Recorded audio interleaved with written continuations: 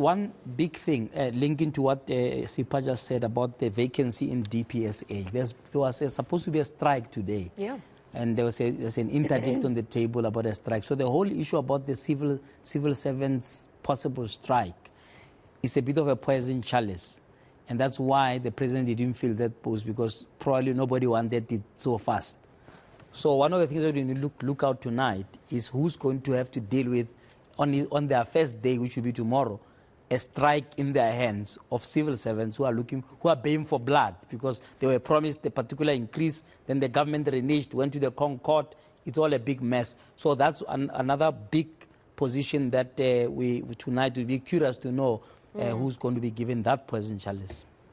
Absolutely. So there's that unwelcome position, perhaps. Yeah. Well, this is it. Maybe people are just going, thanks so much, really honoured, but just actually no. I don't want it. You know, deal with public servant strike, which is actually over a year of resentment because of the reneging on that deal. Yes. Then a 3% increase is just implemented. And now they're going, actually, sorry, we're not discussing this year's increases because we've still got stuff from last year.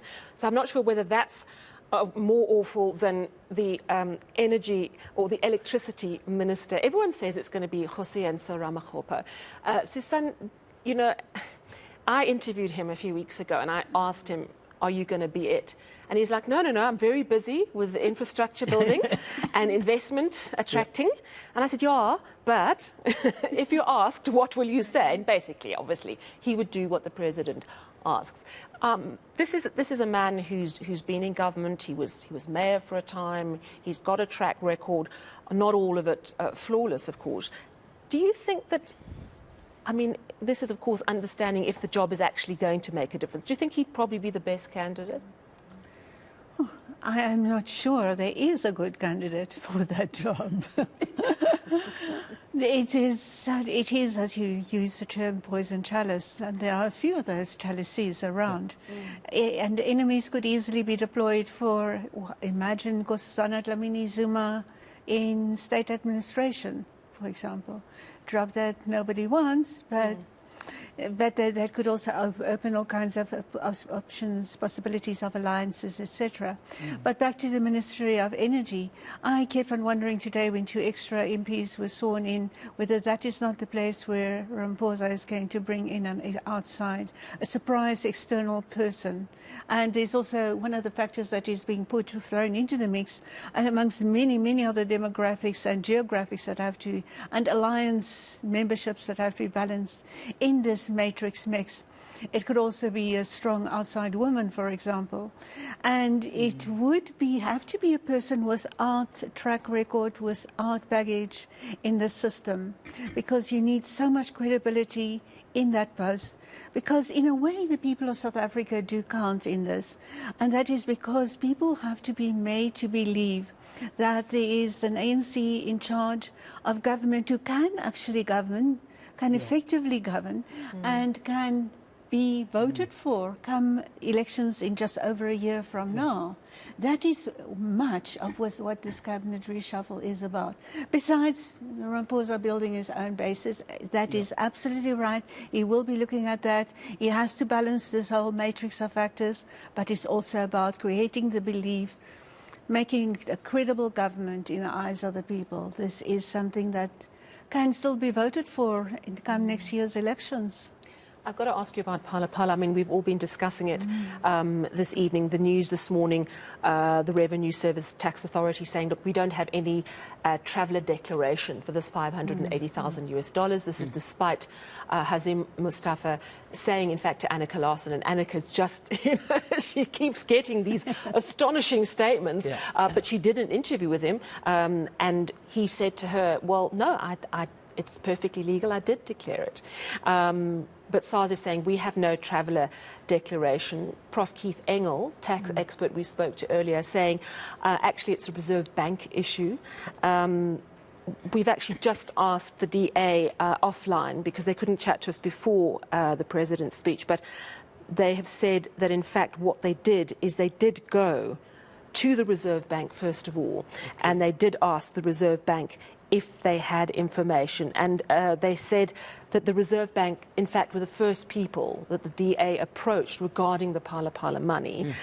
but we didn't access information from the Reserve Bank because there wasn't anything to request, aside from their commitment to investigate a potential breach in currency regulation. They sent us a response saying that they would look into it. This was last year. So, I mean, this, I suppose, all comes back to the fact that there's a number of outstanding investigations on this very issue. In your view, Prof, how damaging is palapala to the president at this point? It at one point over December, it was neutralized. It suddenly was like a topic, pala what? You know, and I kept going, hang on, it was meant to be discussed at the conference, and it just went away. But do you think it's going to bring him down eventually? And then Parliament tried to make it go away, and Ramaphosa, through his direct access application, tried to make it go away. And all these who are now on record as having been efforts, it has not gone away. So I think at this particular moment, and it is ironic that it comes on a day where Sir Ramaphosa has to present himself as a strong president and make some strong moves on a cabinet, that kind of baggage, I consider it to be baggage, because it is a setback for him. It confirms that there are questions, and questions that are unanswered in this whole configuration of what happened at palapala. And bottom line is, it does not build President Ramaphosa's credibility. And it's not going to instill confidence that he is determined to clear it up and he is in the right. Those questions are hovering there and they are being strengthened.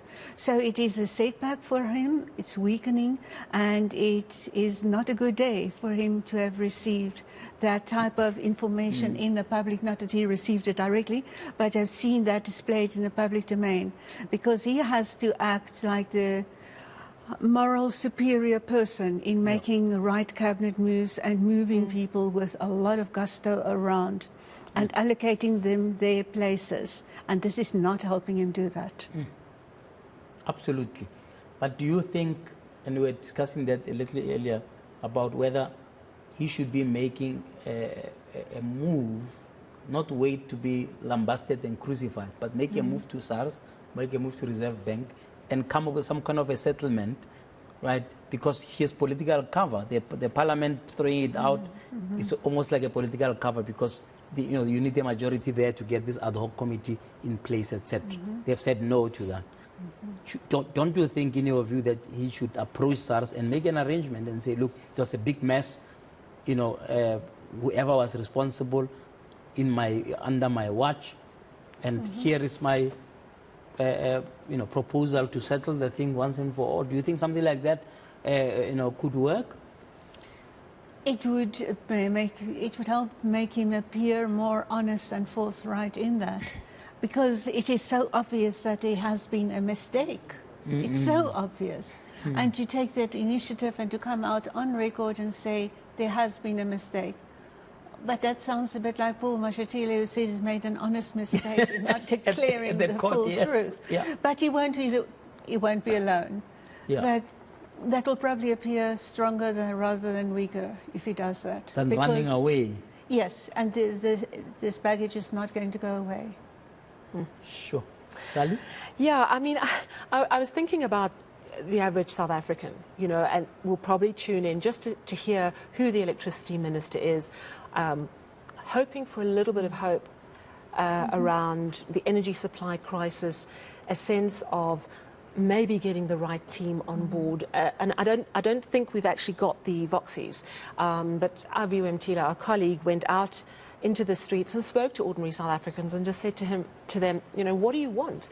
And the overwhelming message is, we don't care who it is, just get the job done. We don't care. There was also an item earlier about the Depression and Anxiety Support Group, SADAG, talking about how load shedding is impacting people's state of mind in South Africa. And we cannot ignore sentiment. I mean, we know that sentiment moves the markets. Sentiment absolutely moves us as South Africans as well. Do you think the president really has to not only get the right team on board, but start perhaps reading the room of South Africa? Oh, most definitely, because there is this desperation, and part of the desperation is a question in people's minds: can this government do what is necessary to do? Has it got the right people to come in and do the job? Has it got the guts, deemed fit, capable enough to turn this around sufficiently to remain in those jobs, in those crucial portfolios? That is almost as important, if not more important, than any new appointment, because it can be sabotaged. Any new appointment, any new initiative can fall flat. Absolutely. Do you think that, you know, in terms of the political environment, right, that it's a political environment that is ripe, in a sense, for whatever changes are made to change the fortunes for the ANC? Let's talk frankly in terms of, you know, the political environment. The parties seem to be having two big sticks to use to beat the ANC: the ESCOM electricity issue, and then the palapala issue. If you look at the elections that are coming, what's your own assessment of whether or not there's a potential to turn the tables in the remaining time ahead of an election? I do not see tables being turned, but I see the pace being stalled. And the pace of ANC decline can be stalled in this process. But turnaround, total turnaround, there are so many odds stacked against it, so much that is virtually undoable in this ESCOM job, that is going to be a tough, big ask to turn the tables around. But yes, the ANC decline can be stemmed.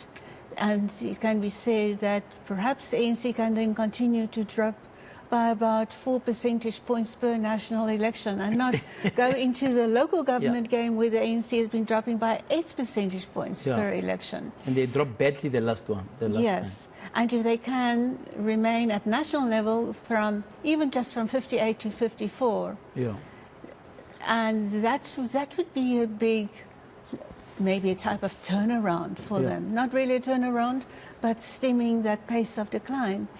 Because it is a situation that lends itself to that, because there isn't an opposition party in own right without being in a coalition that can at this stage step into that space.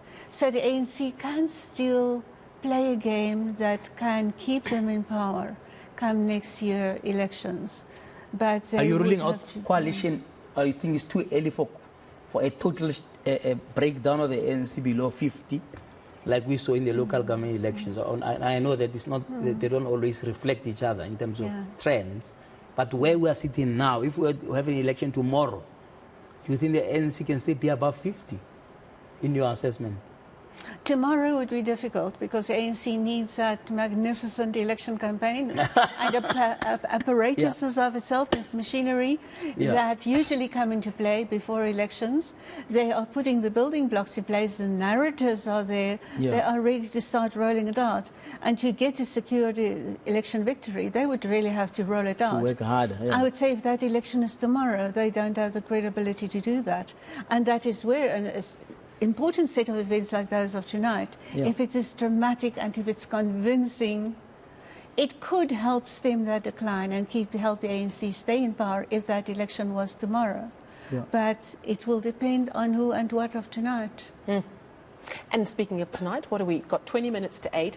And what we're hearing from the team in Pretoria at the Union Buildings is, in fact, that the president is due to arrive really soon. So at this point, and I don't want to jinx anything, but it looks like it is going to happen at 8 o'clock. And Susanna, I know that you're going to stay with us as we take that announcement live. So it's due at 8 o'clock this evening. So many questions about what the president is likely to do with his cabinet. Of course, in the past, he's made commitments about trimming his cabinet, about bringing younger people into his cabinet. We know for sure there's an electricity minister coming on board, but will he use this opportunity to actually make a plan to change the cabinet in some way? Perhaps he can trim it down, even as he adds an electricity minister. I'm not sure if we're getting live visuals. Yes, we are.